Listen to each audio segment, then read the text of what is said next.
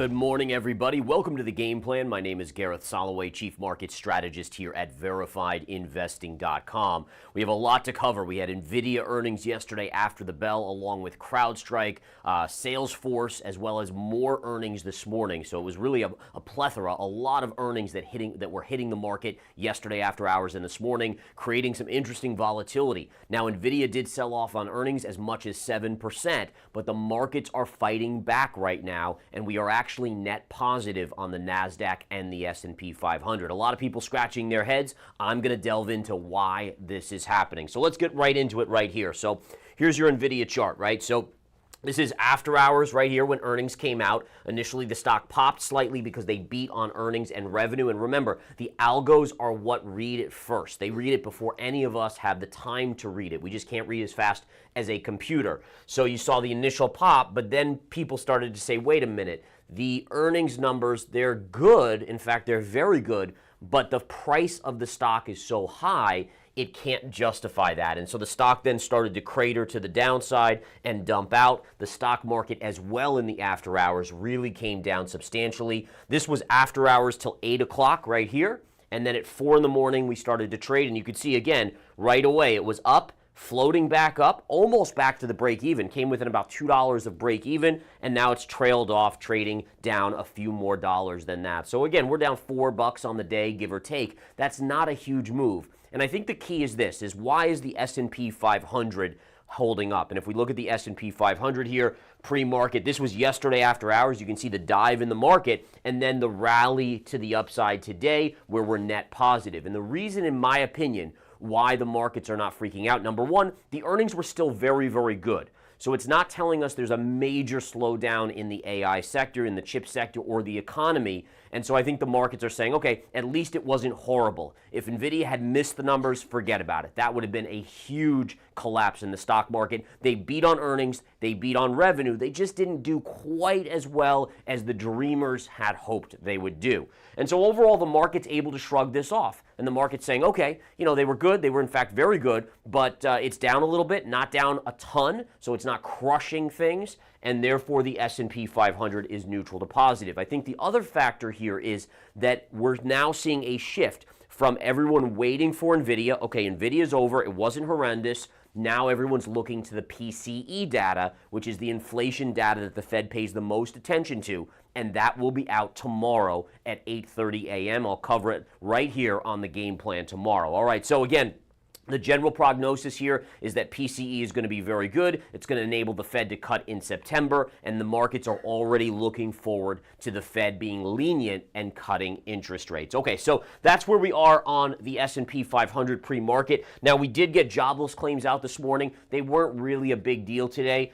Expectations had been for 232,000 people filing for unemployment, which is basically pretty low in general historically, and we came in at 231,000. So almost exactly in alignment. So it didn't really cause any sort of shift. We did see the S&P inch up initially on this candle and then just right back to where it was trading prior to that news. Okay, so we have a basis now. We know why the markets are trading neutral to positive today. We're not up a lot, but we are net positive even with Nvidia down, which again, as I said, a lot of people scratching their heads. But there's a lot of other big movers this morning we want to cover. So I'm going to get right into it. We're going to go into charts here. So first and foremost, if we flip back to Nvidia and we just look at it, where could a level of support be? Okay, so number one, we can see these are the earnings numbers that I had and the whisper numbers. And by the way, just to go over this, so remember yesterday when I told you guys, so this was what earnings were expected to be, 65 cents a share.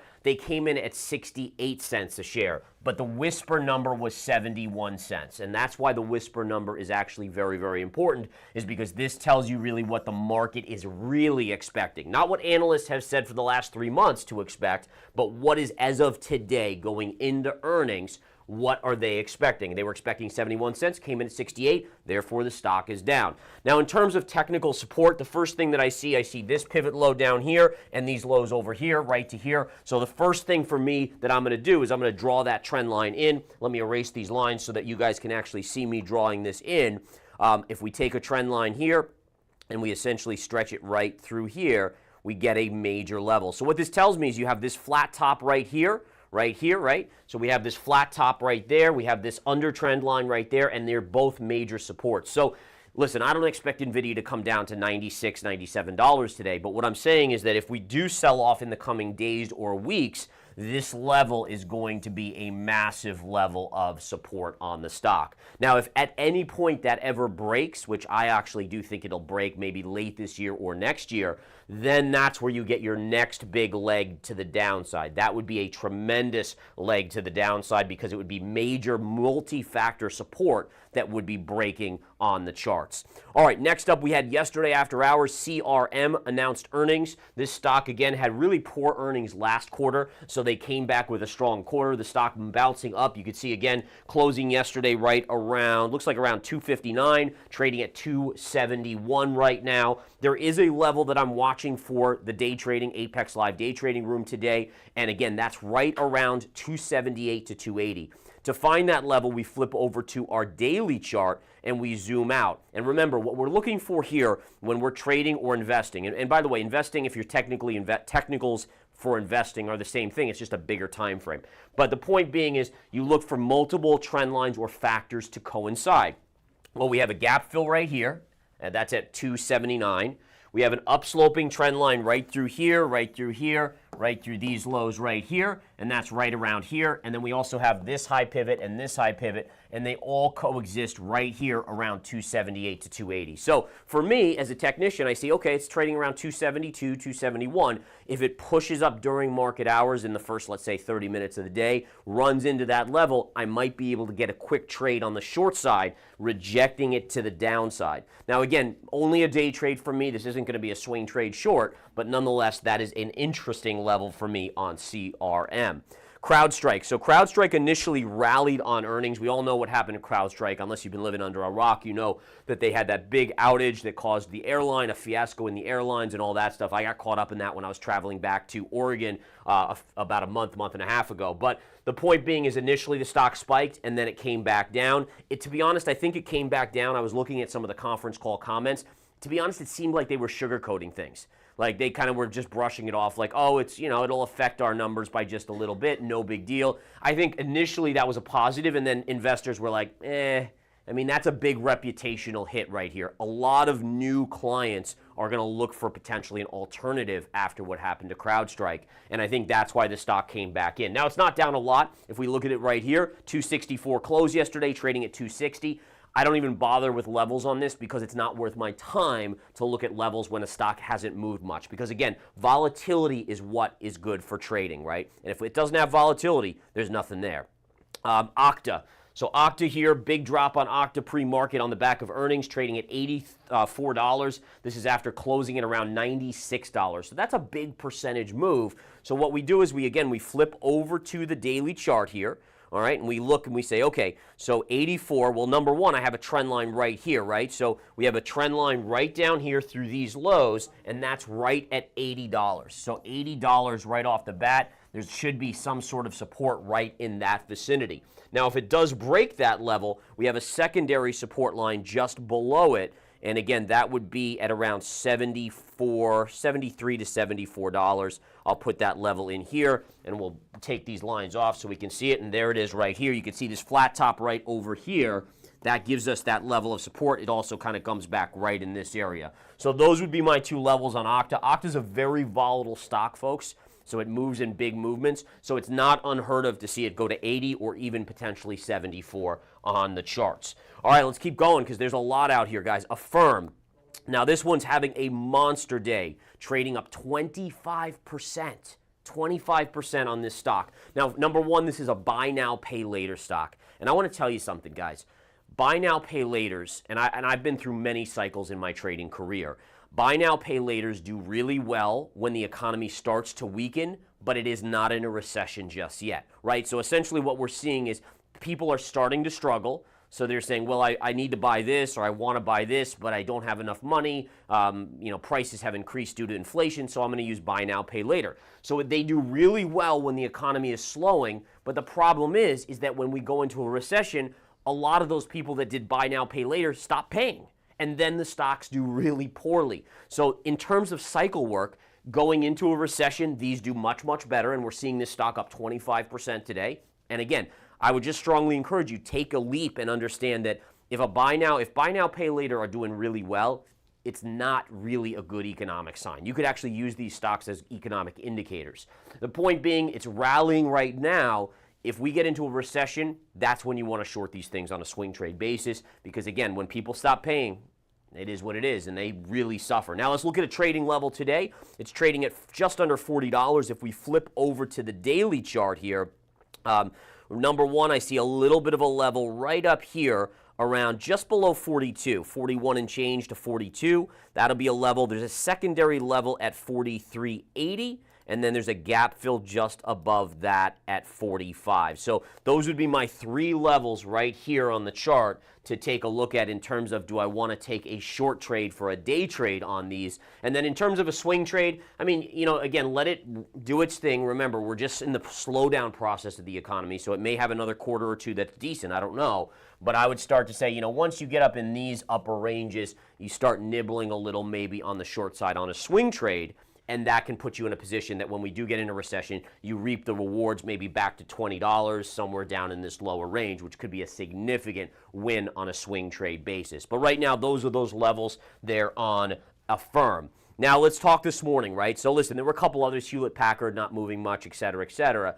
But let's go to this one, guys. This one's a monster hit. And honestly, this is the one I'm the most excited about on a swing trade basis. And I'm going to tell you why. So this is Dollar General. We all know the dollar store, Dollar Tree, Dollar General. Their earnings were tough. They were tough. There's no doubt about it. The stock is telling you that, right? It's down 25% on earnings. Huge drop.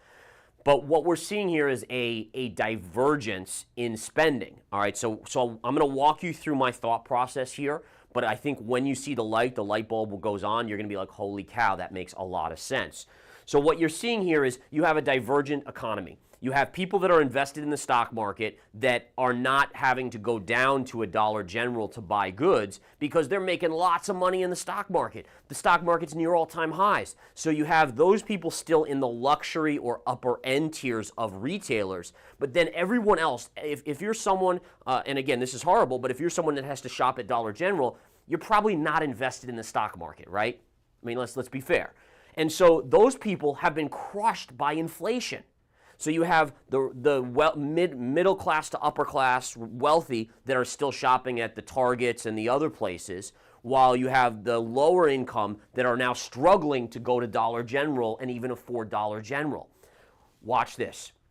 The key on this trade, and why I like it down here at such a massive discount as a swing trade, even as a 12 to 18 month hold, is that when we do see the U.S. economy enter a recession, and the stock market finally comes off these all-time highs and has, let's say, a sustained 10, 20% move down, there will be people that are in the middle to upper income that will, unfortunately, when they lose their jobs, they're going to have to trade down, and Dollar General will get a lot of that business. Right now, there's a clear divergence in this, right? There's a divergence. You have low income and high income, right? And there's the low income's just suffering here. Sorry for my L down there, but you guys get the point here. But eventually, these middle income, higher incomes, as the stock market falls and jobs get lost, they're going to have to trade down, and this is somewhere where Dollar General, DG, Dollar General's down here, and so you'll get a lot more of these to trade down to it. Does that make sense, guys? Hopefully that does. But anyways, that's why, honestly, I'm a little excited about a discount. It's not to say it can't go lower, let's be fair. These stocks, again, I've seen stocks right now go crazy in terms of downside. There's been a lot recently as well. If we look at the daily chart here, what are the levels here? So I'm going to go to the weekly because you got to go back a long way to see these low pivots. But there's some major technical support going all the way back here, right around this 92 to 94 level. Take a look at this, guys. This is a very intriguing level for me. So if we look at this, we're going back to 2016 right here, this highest pivot before we came up and we chopped and we broke out, right? And so what you're seeing is today, Dollar General is retracing into that key level.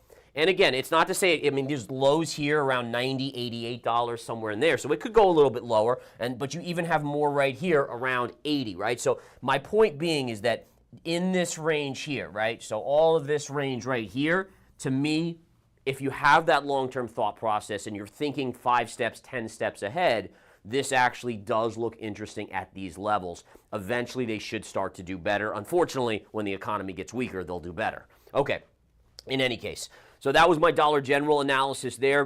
Best Buy is a little bit of a higher-end retailer, and what a move on this. Look at this pop on Best Buy. So again, Best Buy doing really well, jumping tremendously, closing yesterday around $88, surging up to about 100 to 101. Did put in a little bit of a doji here, a little bit of a reversal. You can see sellers starting to emerge right around 102. If we go to our daily chart on this and look at our levels here, let me just zoom out because you got to go pretty far back to see this. I'm flipping over to my weekly chart on this as well. But to me, it looks like there's a key level here. Yep. So, all right. So look at all these levels right in here. So really between 100, which we're already above 100, but all the way up to about 105 right here. Okay. So flipping back here, what do we have? We have these lows here and these lows right in here and all this sideways chop right here. And that's going to tell us that there's a lot of resistance between 100 and 105, which is where the stock hit at 102 just a minute ago. But again, this would be your zone where you would look for rejection and potentially a pullback, all right, in there. Now, if it gets through there, where could it go? Well, you have this upper range right in here, lots of pivot tops right across this area, and that would be around the 120 level, and then obviously we have our high pivot at 140. I'm not thinking it gets to 120 or 140 today, but I do think it could get as high as maybe 105. 105 to me probably today becomes an intriguing day trade short play. Okay. What I want to do now, guys, is we're going to take a spin on our wheel of appreciation. So let's jump into that real quick here and do that. And again, yesterday, don't forget, the Winning Trader Series 1, $5,000 course right there, 20 hours of everything that's in here, guys. It's pretty amazing, and it does change lives per what people have said after taking it and studying it for time and time again. All right, looks like Leela Inala. I apologize if I'm crushing that name. I apologize. In any case, congratulations. You can see it on the screen right here. Message support@verifiedinvesting.com and pick up that Winning Trader Series access. That is an awesome one. And again, you know, whether you trade crypto, commodities, or stocks, it's universal. Remember, everything I do, remember, in these, I go over crypto, I go over stocks, I go over commodities. The technical analysis that I use is super simple, drawing trend lines. Listen, well, by the way, you just don't watch the Winning Trader Series and become a genius trader. Like, just like a brain surgeon, you actually gotta kind of study it a little bit, but it's the beginning of a journey that takes you to a whole new level of financial success, and that's the key right there. All right, let's walk over to our wheel here, and let's do a quick spin, find out what we're giving away tomorrow.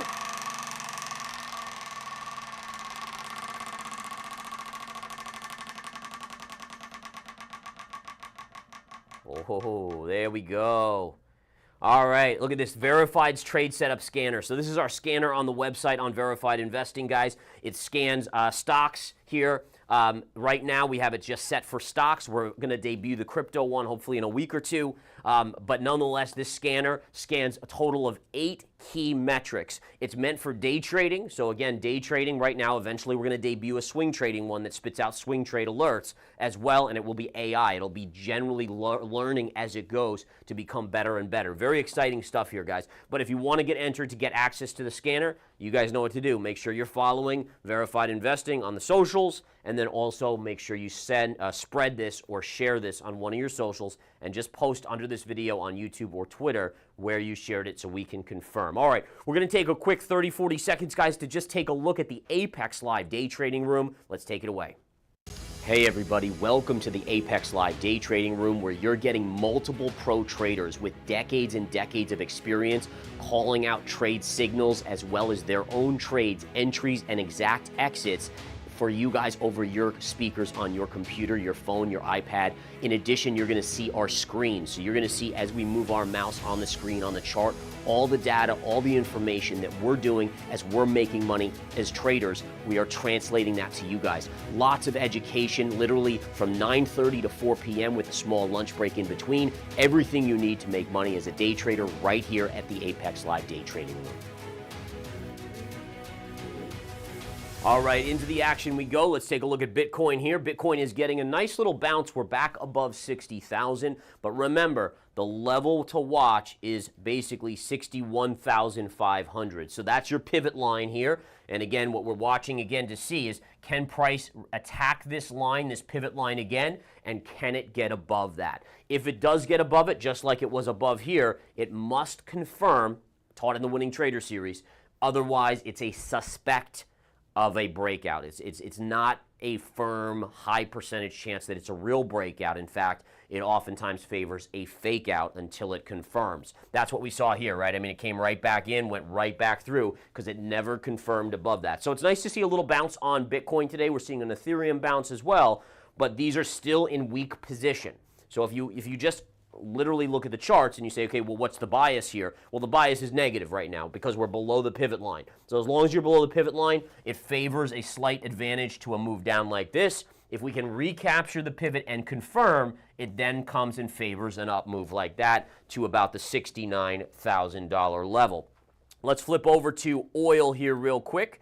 And we see oil is bouncing a little bit today. So I'm still short my oil, still in the money. We shorted right up here. But again, upticking here. I expect it to ultimately roll over and come back in and ultimately even break this to the downside here. So we should see further downside on oil in the coming weeks. I do think it does need a little bit of that weaker economic data to really send it through this level of support, but I do expect that to come in the coming weeks, that I do think the data will continue to be weak. And as I said in the past few game plans, I do think that the Fed is sending that message. A lot of people are ignoring it in the stock market, but the Fed, the fact that they wanted to cut in July, or many of them did want to cut, the fact that Jerome Powell has been so dovish and saying, hey, cuts are coming, this is the time, da-da-da. You know, he's basically choreographing that they're seeing data on their side that's not available to us as the public, that is telling us that the economy is weakening faster and faster.